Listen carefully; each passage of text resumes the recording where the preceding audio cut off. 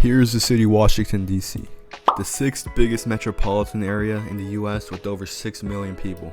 And here is Six Flags America, only a 30-minute drive from the city center, yet myself and a lot of other people would rather drive an extra hour down south to Kings Dominion, which is another amusement park nearby. Why is that, you say? Well, here's why.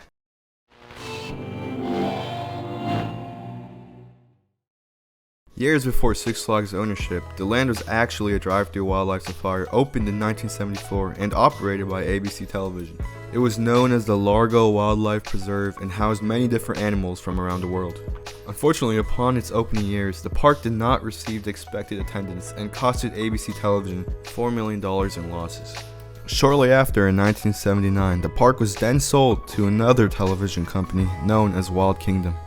This led to little expansion to the park, and small investments such as the new animal shows and additional petting zoos were also added. This again did not help with the attendance of the park, and it was then closed and sold once more to a group of businessmen who had big intentions.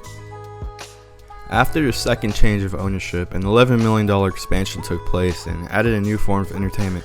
This was, of course, amusement rides. The addition of 6 new flat rides, water slides, and a pool area transformed the idea of this park from solely being a safari to more of a multi-entertainment destination. The park was also renamed Wild World during this time and opened in 1982. Following the years, attendance slowly went up for the park and new additions were being made, including a 1917 used roller coaster known today as Wild One. The animals of the park were sold, and due to some problems with the previously built flat rides, the park was once again sold in 1992 to Premier Parks, which later purchased Six Flags, who currently own the park today. Fast forward 30 years and the park looks really different today. Six Flags transformed the park dramatically following the years it was purchased and invested heavily in the early days. Unfortunately, in the recent decades, that does not seem to be the case anymore, and it seems like Six Flags have shifted their attention to other interests. I had a chance to visit this park recently, and I have many opinions that may be controversial, but anyways, here's why. Six Flags America is still trash, but it's improving.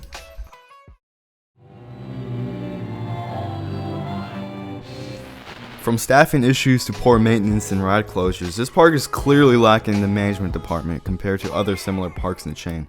The staffing issues at this park are actually insane. Major ride closures and poor operations are something that's common amongst multiple parks in the chain, and this itself is almost like a meme in the community. And Six Flags America really aligns and reflects on this stereotype a lot. There have been multiple times where I arrived to the park only to find out that a major roller coaster is closed. And considering Six Flags America's collection of rides, it can really ruin the entire day if one of the major rides are down. This brings me to my next point.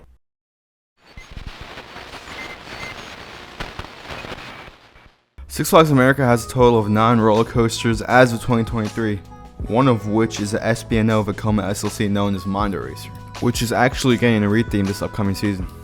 The other 8 include a terrible wooden roller coaster Roar, the classic Woody Wild One, which isn't too bad, a cloned Intamin Hyper Coaster, a cloned Premier Ride Launch Coaster, a relocated spinning coaster, a rough relocated B&M Floorless, a Vekoma Flying Coaster, and a family coaster. It's been over 20 years since they last built an original thrill coaster, and that was the Vekoma Flying Dutchman known as Batwing. Every addition following Batwing has been a relocation. This clearly shows the lack of interest Six Flags has into investing into this park, and it's really disappointing considering the potential this park has in being a major destination. Due to this, there is no uniqueness in character.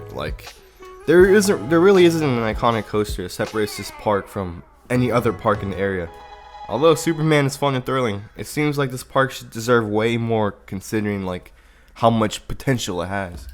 In terms of flat rides, the collection of variety is actually decent in comparison to their coaster collection, with rides that can cater anything from family to high thrill.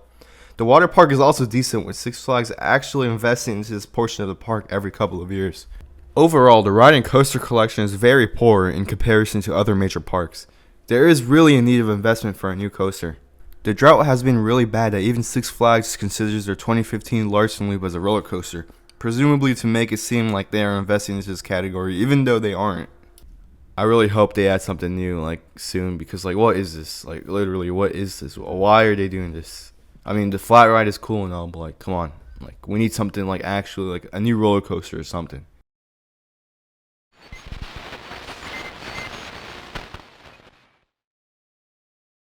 I really hope the future is bright for Six Flags America. I mean, for Six Flags as a whole, they're going in the right direction in terms of adding new stuff in their parks.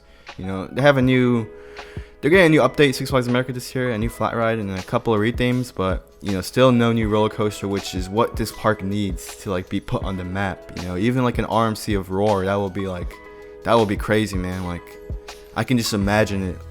But until then, like, this park will always be in the shadow of King's Dominion and like Hershey Park and stuff. I mean, I am just like really hoping for an investment, but you know, it's Six Flags. Who knows what they will do? So, and that's really all I have to say. You know, this is a new channel, so if you like this video, I would appreciate it if you sub and like the video. And y'all have a good day.